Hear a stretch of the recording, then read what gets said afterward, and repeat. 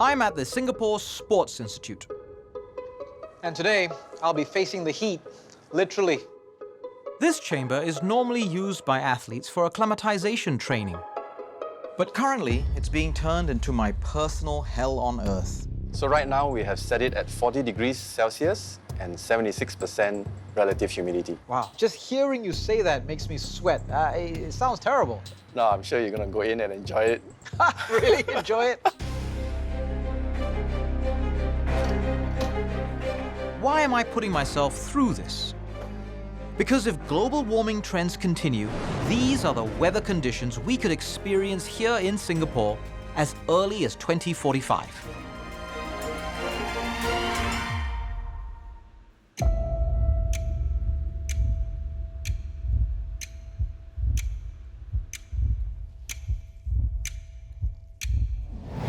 I've been in here about 10 minutes, and I'm already sweating, and it's not so easy to get any work done.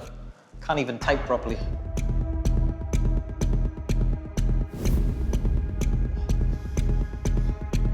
It's sweating. I just wipe it away, and I start sweating again. After 20 minutes, even the cameras started to overheat. And then came the final challenge. In such excruciating heat, would we be able to maintain an exercise regime?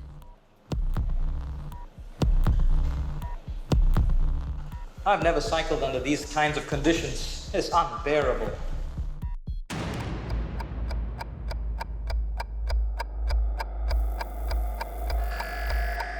And after about another 20 minutes of cycling... Oh, that's it. I'm done.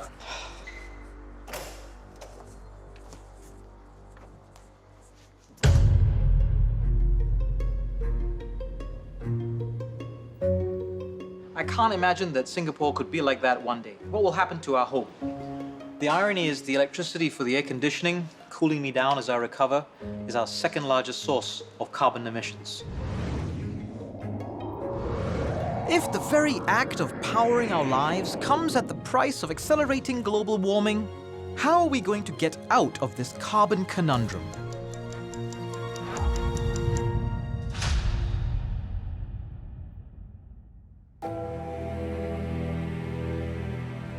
Electricity, invisible, intangible, yet absolutely vital to Singapore's success. When I look up at the bright lights of our skyline, I see many testaments to our nation's achievements. However, more recently, this appreciation has also come with a feeling of unease. Behind every light, every screen, every air conditioner, there's a carbon price that we pay for electricity consumption.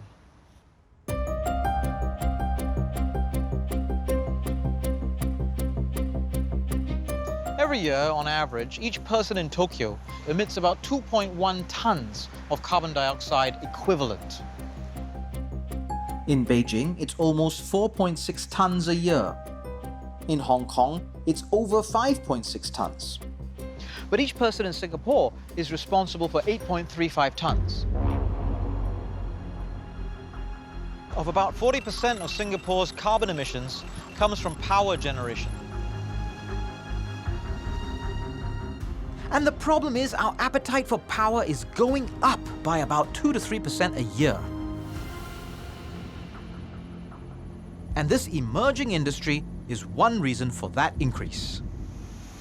The IT and data center sectors are prime examples of the dilemma that we face. Today, about 60% of the data centers in the Asia-Pacific region are located here in Singapore. And we want to continue growing this sector, but data centers are notoriously hungry for electricity. Today, they consume about 7% of Singapore's energy. By 2030, this number could be as high as 12%. We want the data centers to be located here, of course. The sector could be worth $4 billion by 2025. It attracts the big tech players to be based here. Not only that, these data centers potentially will create thousands of jobs. Data centers are just one example of how our economic growth goes hand in hand with our increasing demands for electricity. Industries aside, you and I are guilty too. Total household demand for power has gone up 20% in the last 10 years. I worked with CNA on a climate change survey. Part of it looked at our views on energy consumption. According to our survey, Singaporeans think 28% of our electricity comes from renewable sources, such as solar, wind, and hydrogen. That is far from the truth. The actual figure is only about 1%. The problem is we don't have many sources for renewables. Our wind speeds are around 2 kilometers per hour, much less than the 4.5 kilometers per hour needed by most wind turbines. We also don't have fast-flowing rivers, no gushing waters, no hydropower. The only thing we have is this. The sun. To find out why solar isn't contributing more to our energy needs, I've come to Singapore's largest solar project yet. A floating solar platform currently being built by PUB and Sembcorp to power all of PUB's water treatment facilities. Hey, Dr. Rendell, how are you? I'm hoping Dr. Thomas Rendell of the Solar Energy Research Institute of Singapore can give me some perspective on Singapore's solar potential. It will be finished by next year.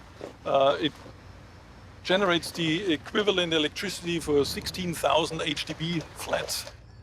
So equivalent to, say, 32,000 kilotons of CO2 emission savings every year, which is pretty much taking off 7,000 cars off the road. So it has a very positive impact on the environment. So those numbers sound large, but in the context of our overall energy needs, what kind of difference is it making? At the moment, how much solar we generate in Singapore is still very small. It's about 1% or so, but it's growing very rapidly. And there's very ambitious targets, say this 1.5 gigawatts by 2025. It's about 4 times more than we have today. So that's 3 to 4% by 2025. What about after? What's the maximum amount of solar Singapore can have? So in terms of energy of our consumption, we probably can do about 10-15%. That's surprisingly max. little. We will always be limited in space, unfortunately. And then there's other challenges. When there's a cloud coming in, then the solar power drops. If the cloud moves away, the solar power goes up again. I want to find out, is it really that challenging to use solar on a tropical island like Singapore? We're going to try to film this episode using only solar power. When we are out filming, we'll leave the solar panel to charge this battery. This battery acts like a power bank, and when the crew returns in the evening, they'll use it to charge the camera batteries. This is a bit of a gamble, as we're filming during the rainiest months of the year. Will we have days where we cannot film because we run out of juice? Or will we show the potential of solar? I'll find out.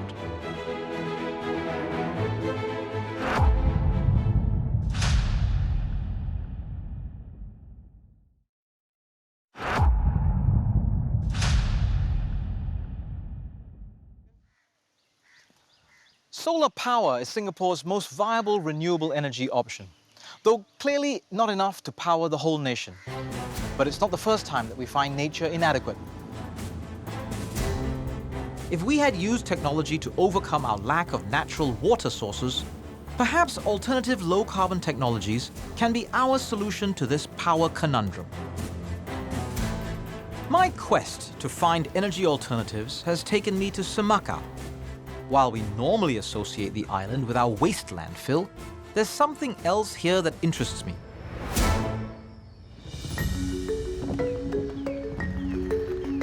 And here's my ride. My driver for today is Xiao Yang, a researcher from French energy company Engie. He's driving me around in one of Singapore's few hydrogen cars. We probably have driven around 1 kilometer. Okay. And in a normal car, it produces around 120 grams of CO2. But in this car, the only waste is going to be water. That sounds almost too good to be true. How does it work exactly? So you've got a little toy car in your car? Yes, just like the car you just in, this toy car is also powered by hydrogen. Ah! On one cup at the back of the toy car, there is hydrogen stored there, and on the other cup, oxygen. They are created by splitting water molecules.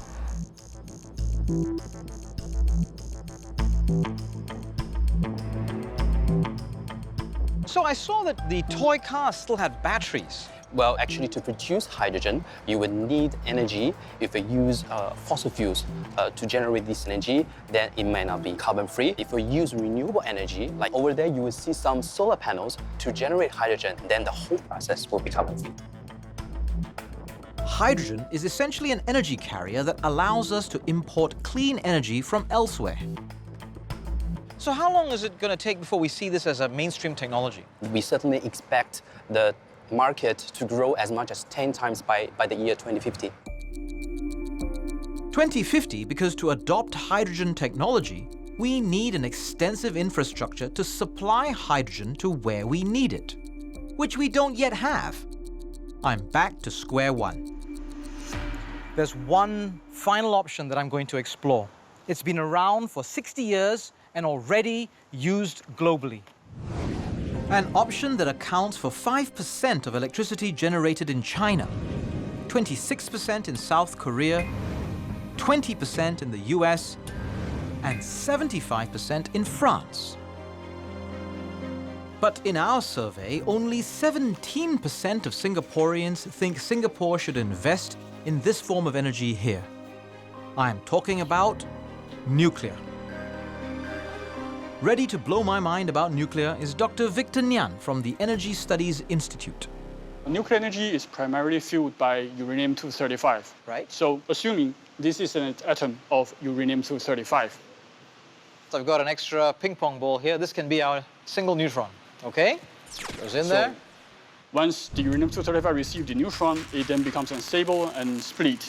In the process, releasing tremendous amount of heat and also more neutrons. And these neutrons in turn then collide with other uranium-235 atoms, forming what we call the sustainable chain reaction. An atom is a tightly packed cluster of neutrons and protons surrounded by electrons. In a nuclear reactor, we fire a neutron at it to force it to split apart. Since we can't go inside a nuclear reactor, we built a simulation that approximates what happens inside one.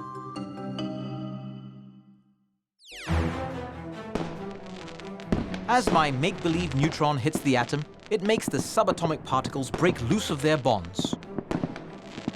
One atomic reaction triggers another and another, releasing heat and energy in the process.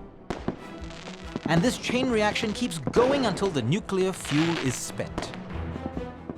This is exactly what happens inside a nuclear reactor. And this heat would then be used to raise steam, and then the steam drives the steam turbine to produce electricity. How much electricity? Well, assuming this box is a uranium fuel for about half a cubic meters, the amount of electricity from this amount of uranium fuel can produce enough electricity to power all our HDB flats in Singapore for about 10 months. Wow. And the best part is, all of this electricity produced will be free from carbon emission. Which sounds fantastic, but public opinion is still very much against nuclear energy, isn't it? You're right, there is still some negative public perception, mainly because of Fukushima. In 2011, a major earthquake caused a power failure at the Fukushima nuclear plant in Japan. This shut down the water pumps needed to cool the reactor, which resulted in a meltdown. The radiation fallout forced the Japanese government to evacuate the surrounding area. Let's say we had a nuclear plant placed over there in Jurong Island. What would happen if there were to be a catastrophic accident, like the one at Fukushima? While we don't have earthquakes, the plant could be damaged by sabotage or systems failure. If the cooling plants failed, the reactor would start to overheat. When this happened in Fukushima, people within 3 kilometers of the plants were ordered to evacuate. In this case, everyone on Jurong Island would have to leave. But when the power wasn't restored to the cooling systems, the reactor started to melt down, releasing radiation. The mandatory evacuation zone was extended to 10 kilometers, then 20 kilometers. At this point, the western part of Singapore, along with much of the central business district, would be unsafe. The evacuation zone would extend all the way up to Bishan and Kallang. Furthermore, those living between 20 kilometers to 30 kilometers were asked to stay indoors or voluntarily evacuate. In Singapore's case, the only safe location would be Changi Airport and its surroundings. As fantastic as Jewel and Changi are, I don't think the whole of Singapore would want to move there at the same time. Eventually, due to the buildup of hydrogen in the reactors, explosions occurred at Fukushima. The blasts were small, limited to the plants, but that's not exactly good news. You see, the explosions damaged the plant structure, allowing radioactive particles to seep out. They would eventually be absorbed by the ground and water. Simply put, in the event of a catastrophe, however unlikely, Singaporeans would have nowhere to go. This scenario explains why Singapore and Singaporeans are circumspect about nuclear power, and why a 2012 feasibility study concluded that nuclear technology isn't suitable for us yet. But what about the future? How far could nuclear technology and safety advance? Prof Chung from the Singapore Nuclear Safety and Research Initiative is showing me the latest advances in nuclear power technology, some of which have already been built and tested, even used in other countries. That is what we call a small modular reactor, or SMR for short. Yes? Small in a sense, not just of physical size, but more important in the power output. Typically, it is about 100 megawatt of electricity. And a typical nuclear reactor produces? More than 1,000 megawatt. Okay. So it's less than 10%. Are there advantages to being small for a nuclear reactor? Yes, safety. Why is it safer?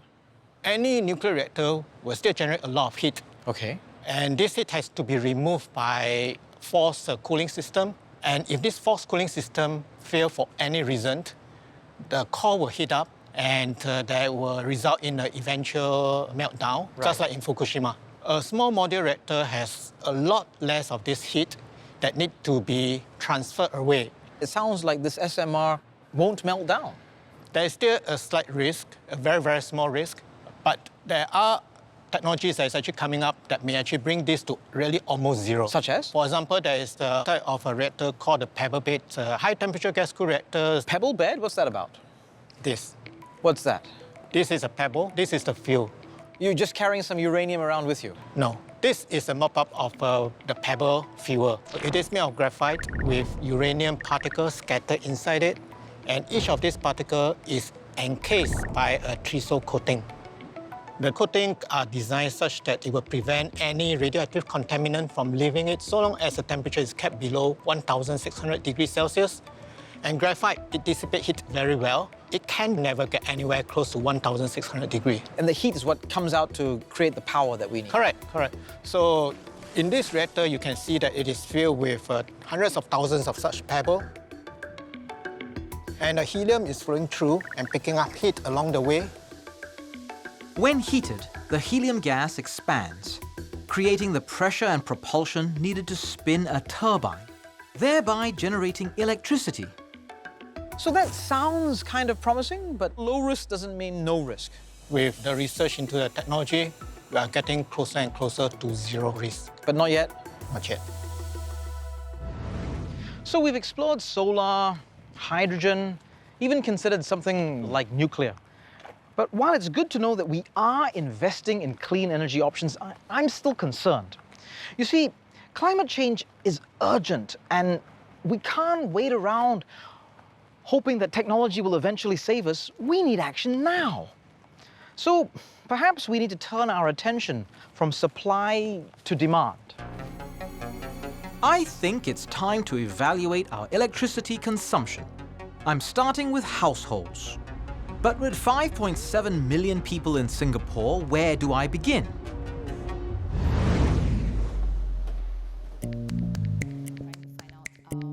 Shen Hui is with the Energy Market Authority, which tracks the country's electricity usage. So the average consumption across Singapore is 350 kilowatt hours per household per month. Yep, that's right. But the highest consuming one is 440. Yes. That's really quite a large difference. Yes, it is. Which town is it? It's actually this town over here. This one? Yeah, that's right. Oh dear. I am fabricating 2 electricity meters. I'll use them to let the residents of Singapore's most power-hungry town see their electricity consumption.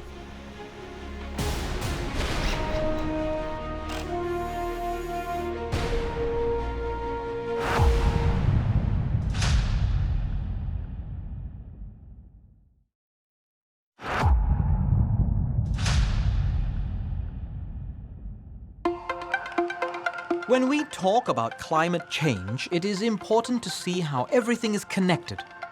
Because there is this idea of a tipping point where a runaway chain of events leads to irreversible damage to our planet. Much like a set of dominoes. For example, a 2 degrees Celsius rise in temperatures could reduce the amount of rain in the Amazon, and trees would begin to die. Trees are needed to pull water from the ground into the atmosphere through a process called transpiration. With fewer trees, there's now less water vapor in the air to form clouds, and that means even less rain. This prolongs the dry spell and even more trees start to die. So with a 2 degrees Celsius rise, we could lose 20 to 40% of the Amazon. And without trees to absorb carbon dioxide, that means more carbon is released, and the temperature goes up even more. And so the self-perpetuating cycle continues. So turning off the aircon or walking instead of driving may seem trivial, but our individual actions do matter. A little here, a little there, it all adds up and moves us away from these tipping points.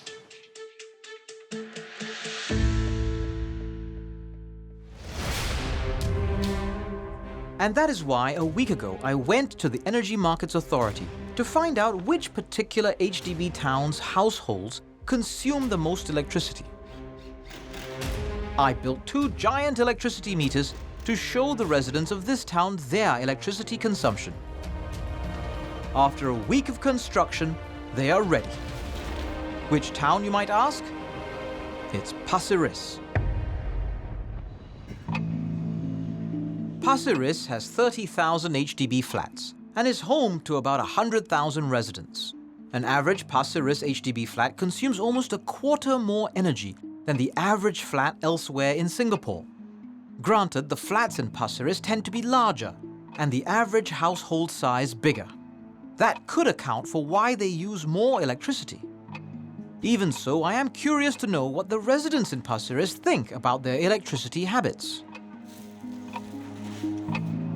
This meter on the right shows, in real time, how much electricity the average Singapore household has consumed so far this year. The one on the left, the Pasir Ris average.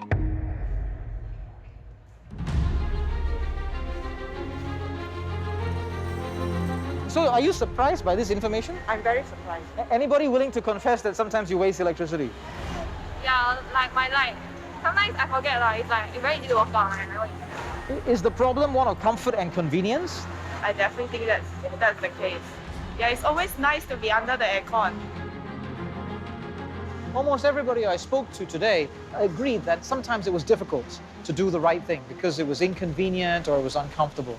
They said it was hard, and perhaps we need to find a way to make this invisible problem more visible, to nudge people into doing the right thing every day with each appliance and every behavior.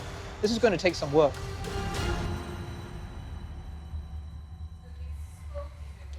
You see, a UCLA study found that if you give people constant visible feedback on their energy consumption, it helps them reduce the amount of electricity that they use. Hey guys, how are you? So I've roped in behavioral scientist Dr. Tanya Nagpal and the co-founders of Resync Technologies, Emir Nurov and Jayantika Soni. They already have an energy monitoring app that I'm hoping to tap on. So we have developed an app where people can monitor their energy consumption in real time. They can understand which appliances are consuming the most amount of energy. So that's providing them information, but is that going to shift their behavior? Do we need to do more to kind of nudge them in the right direction? Yes, I think it's important to give them positive feedback. So it should be well-timed and it should be very specific, like not generic, go save electricity, something like that. So things like how much money I'm spending. Yes, and we can also provide them a benchmark. How were you doing last year? And how you're doing right now. We can try to implement additional features to what we already have in our app. We can come up with the number of trees saved. Yes. Or the carbon impact of your energy consumption as a feature in the app, which will give them a realistic figure on the impact of switching on a light bulb on the climate bill. Okay. We can send out notifications as well, like to the user in terms of their energy impact, maybe their dollar value, how much they are spending on their energy. With a smiley. With a smiley, yeah. With a smiley, yeah. While the Resync team is modifying their app and adding Tanya's suggestions, I've convinced 3 families in Pasir Ris to give it a go.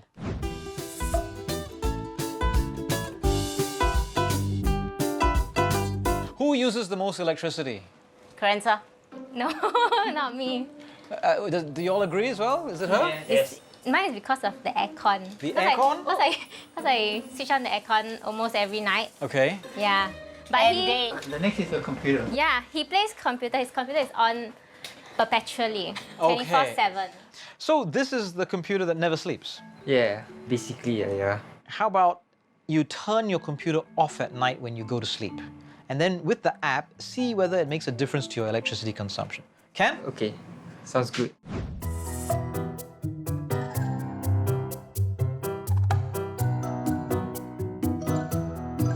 So who uses the most electricity?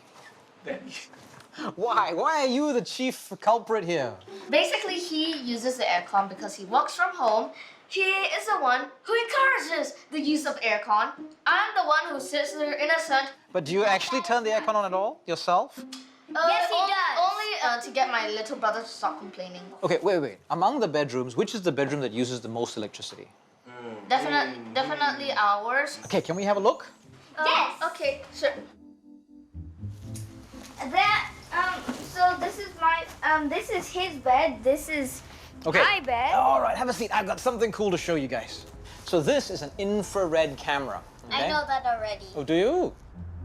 I noticed the kids left the windows ajar.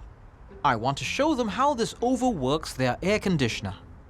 Your aircon's really cool. Can you see that? Your Yes, aircon's... that's very cool. That's very cool.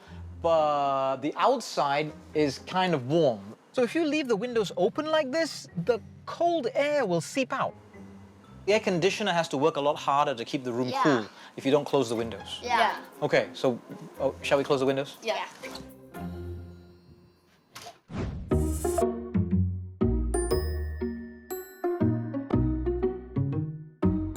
This is the whole family, and we do have a 5th member of the family. She's actually in hospital right now. Oh dear, what happened? In fact, she's been in and out of hospital because of an accident that she had in February 2019. I see. We're talking about before the accident, the electricity is about 300 kilowatt, per month. But after Jana's accident, the household bill gone up. Because Jana is bedbound, the family installed air conditioning around the house. This has led to more than a doubling of their electricity bill. Okay, So this is Nurjana's room, where she spends almost 24/7 here. I see. Since the accident. As you can feel, this room is cooler because we have to switch this air conditioning on. Okay, I've got this thing here, and it's an infrared camera that I've plugged into the phone. So purple is cool and yellow is warm. Let's see which are the cooler and warmer parts of the room. You see that fan there is very cool. You can see that, yes. And you can see how it's cooling this side of the bed quite effectively. Can you see? Yep. So it tells us that if we can use the fan as a supplement to the aircon, you can actually make the settings of the aircon not quite so powerful. So this will reduce the power consumption of the air conditioning. That's right. The Resync team has installed monitoring devices in the homes of our volunteer families, and they've updated the app. It will show the family's electricity consumption in 15-minute intervals. The team also added notifications to motivate the families. And to find out what feedback works best, the notifications will be different each week. From daily consumption numbers, to money saved, to reduction in electricity use. And finally, to their carbon emissions.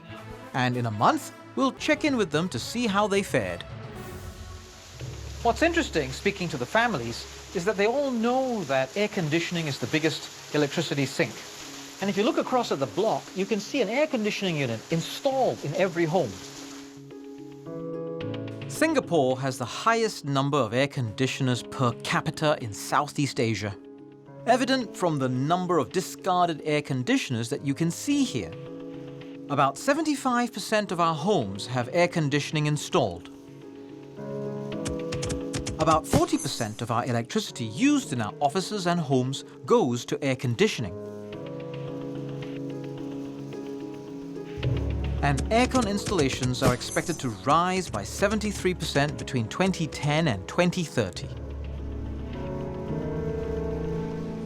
With that in mind, we need a way to keep cool and yet be able to junk these energy guzzlers.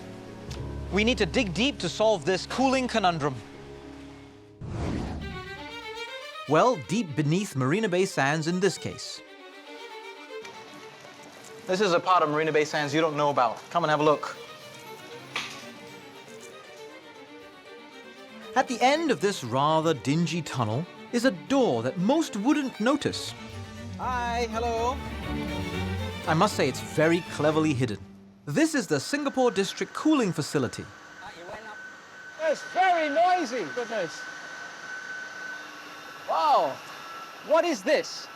This is water chiller. This is a central plant where the chillers are located. So all the warm water from surrounding buildings, we collect it back here, chill it down, and we recirculate back to the building. And so all the buildings will no longer have chillers, and all the chillers will be consolidated at this central plant. We serve 3 categories of buildings. The offices like MBFC, and of course the iconic MBS, and we also serve MRT stations. So how is this better for the planet? We can actually achieve up to 40% energy efficiency in this building than typical in-building plant, yes. So there's a 40% energy saving That's by right. having centralized cooling? Correct. Wow. Wow. That's a lot. Air conditioners need cold water to produce cool air. So having a district cooling facility, as opposed to having to build and install individual plant rooms and cooling towers, helps make businesses in this area more energy efficient. There are plans to roll out district cooling to new estates like Jurong Lake District and Tengah. But what about the rest of Singapore? Most of us won't get a district cooling system anytime soon. Retrofitting all our aircons would be too expensive. So just turn up our air conditioning temperatures, right? Before you snub that idea, think about this. Turning up our air conditioning temperature by just 1 degree cuts our electricity consumption by up to 6%. We often think that we are more comfortable and productive at lower temperatures.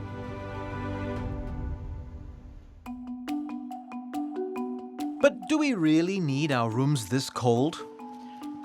To test this out, I've set up these temperature-controlled tents to simulate different environments. 22 degrees, which is a common setting in many offices. 25 degrees, which is the temperature recommended by experts for the correct balance between comfort and efficiency. And 31 degrees, which is the average temperature in Singapore on a hot day. The idea is to see if temperature affects our performance. Helping me out are Doctors Wee and Emily from Singapore University of Social Sciences. We've gathered 2 groups of volunteers. Both groups will first take a computerized test at 22 degrees Celsius. Then one group will take a similar test again at 25 degrees Celsius. while the other at 31 degrees Celsius. What we're really trying to look at is things like attention, cognition, and how that is affected by temperature. So I'm measuring his physiological responses to stress and to the different conditions. I'm looking at his heart rate, his skin conductance, that's how much he's perspiring. And another one will be his skin temperature. So how is it actually affected by the different climates that he's in? So a couple of days of testing and some number crunching later, I meet up with Emily and Seok Hui again to review the results. There was actually better performance in the group that was in the hottest conditions, so meaning the 31 degrees. They actually did better than people in the 25 degrees Celsius condition. So both groups perform better in the warmer rooms. And what's even more interesting, the group that took the test in the room that's 31 degrees Celsius outperformed the group in the room set at 25 degrees Celsius. Why is that? In the colder condition, probably thermoregulation is happening because your temperature, the skin temperature here was probably about 20-ish, right, which is very far away from your body's core temperature of 37 degrees. So because all that energy, resources are used for thermoregulation, probably less energy and resources are available for the mental and cognitive tasks. So does this suggest that we need our homes and our offices warmer, not have the aircon at 22 degrees? Yes. Yes, I think the data seems to suggest that as well, yes. Similar studies have arrived at the same conclusion, including one published in 2010 by Cornell University. This study found that workers in offices with temperatures in the low 20s were less productive than those in warmer environments. Well, that was a surprise. Warmer temperatures may actually help us to perform better. I know it's unrealistic to turn off all our air conditioning in Singapore, but maybe we can nudge Singaporeans to turn it up a little bit, closer to 25 degrees. And turning up the aircon temperatures is something our Pasir Ris families are trying to do, among other things, 2 weeks into their electricity challenge. By using this light, I think we have saved a lot. I've been attempting to avoid using aircon. So now when I am outside or I am sleeping, I will turn off my computer.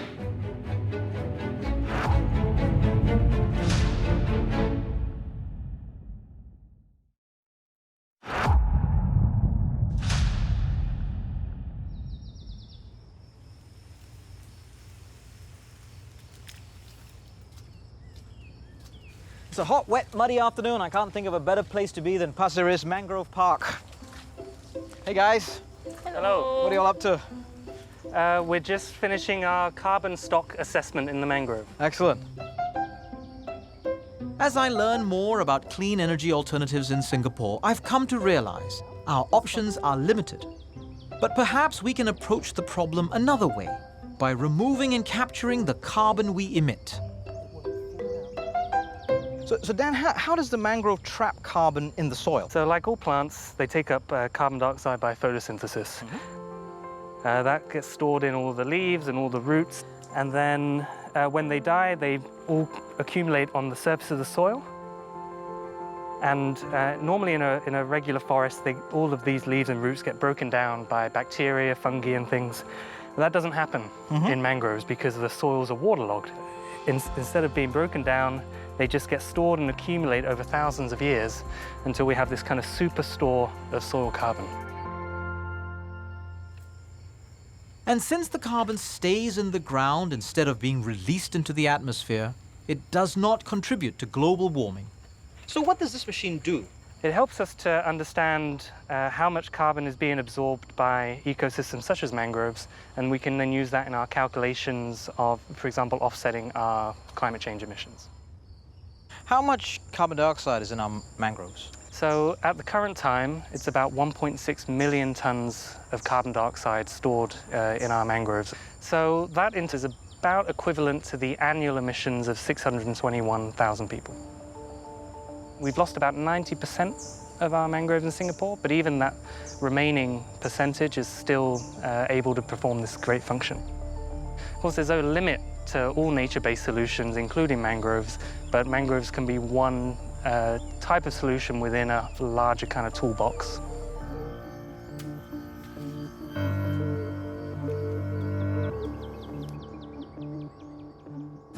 After getting down and dirty, I'm now taking to the skies with chemical engineer Dr. Praveen Linga.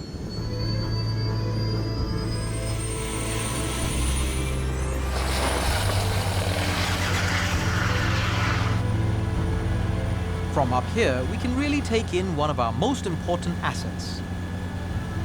Singapore is surrounded by water. The seas play a key part in our livelihoods, but they also have an important role in the carbon cycle.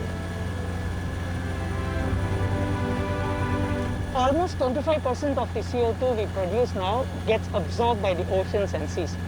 They do this in two ways. One is carbon dioxide gets dissolved into the water or the salt water. The second is that carbon can be trapped in the form of biomass like planktons, which actually sink deep to the ocean floor when they die. And is there a limit to this effect? Can we reach a saturation point? Absolutely, yes. Too much of carbon dioxide is not good for the oceans in a sense that it can lead to acidification or algae blooms, both of which are not good for marine life. So what scientists are asking ourselves is, can we replicate what nature does, like mangroves or ocean? With the limitations of the ocean as a carbon sink, scientists in recent years have been working on various ways to suck carbon dioxide from our atmosphere and to store it underground. But such methods of storing carbon are energy intensive and prone to leakage from earthquakes.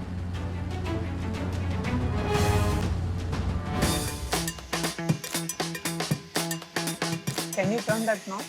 Which is why Praveen is studying a solution that harnesses the unique conditions found in the depths of our oceans. In this reactor, we have simulated high pressure up to 1,000 meters below the sea floor. What Praveen has invented is a chemical catalyst that will convert carbon dioxide into hydrates. These are ice-like crystals. They can trap a lot of CO2 in there. Nature provides us an analogy or an answer or a cue. In nature, methane has been stored in hydrates for millions of years, and it presents itself as a huge energy resource. We are actually taking a similar analogy, and we want to put CO2 in these locations. But for hydrates to form, Praveen requires extremely cold temperatures and high pressure, conditions you'll find naturally on the ocean floor. So his team is recreating those conditions in the lab to study how feasible it is to store carbon dioxide as hydrates deep in the ocean. So this sounds like almost a magic bullet, you know, that we can capture carbon, lock it up in a stable form and put it away at the bottom of the ocean. Is that the right way to understand this? What we do here in the lab is we want to look at ocean as another way of storing CO2. We expect CO2 hydrates to be stable for as long as we want them there. So I would say in 5 to 10 years, we should have a commercial scale viable technology in Singapore, but that is not going to be sufficient to capture all the carbon that we are emitting right now. So I am doing my part. We wanted to film this episode using only solar power. We were able to do that about 60% of the time. There were many days during our filming period where it was raining or overcast. This challenge with the solar panel and our filming shows us some of the difficulties with clean electricity generation here in Singapore. And until our electrical supply is carbon neutral, the only thing we can do for now is to cut back on our electricity consumption. And in their own way, our Pasir Ris families have tried to make a difference. 1 month ago, they installed an app to help them. Hi guys, hello! Today, they've come back to find out how they did. Welcome back, guys. It's been about a month since you started using Resync's smart home app. So if you remember, what we did is we measured your electricity consumption for the 3 months before, and then we averaged that out. That became your baseline. We then compared using the app what you did to that baseline. So Jantika, how did they do? So all 3 families did quite well. All of your consumptions actually went down during the last 1 month. So the Wongs, previous to the experiment, your average consumption per month was around 600 kilowatts. it went down to 511 kilowatts, which is about 15% of savings. Well done, guys. Who saved the 15%? It was all you? Okay. What about the Chews? How did they do? Oh, they did spectacularly well as well. Your base consumption was 688 kilowatt hours. It went down to 434. Wow. That's about 36% reduction. Well done. Okay, very good. Lorenzo, you turned the temperature of the air conditioning up. No, I turned it off. You turned off the air conditioning. Well done. What about Razib and family? Oh, this is amazing. This is fantastic. Razib, before the experiment, your consumption was 685 kilowatt hours. During the last month, it was 312 kilowatt hours. It's like 55% reduction. Yes. You halved your consumption. Yes, we did. We've decided our dining area, so we move it to where there's only one LED light, still bright enough. Everybody just enjoy eating there now. So if you remember, we kept on sending you notifications through the app, but we changed those every week. We started off by telling you how much energy you'd used, and then in the second week, how much money you saved. In the third week, it was about how much you had saved compared to your baseline. And then finally, we told you how much carbon you saved. Which ones worked for you? It's the money info. The money info? Yeah, every morning, that week, then when I woke up, ting, I save 50% of my, the money spent on the energy. Okay, so the positive encouragement. Yes. The data says the Wongs responded best to week 3, which was the baseline model, while the other families responded best to the carbon footprint. So different types of notifications work differently for different people? That's true. Okay. Yay. Well done, well done. It's not just the residents of Pasir Ris that have to be mindful of their power use. It's all of us. While we're already investing in game-changing technologies, it's time to do even more, so that we have not just one, but a few options that will work for us and this little island we live in. Till then, it's up to each of us to exercise prudence in the energy we use. So the next time you get your electricity bill, don't just look at the price you paid in terms of dollars and cents, but consider the price in carbon.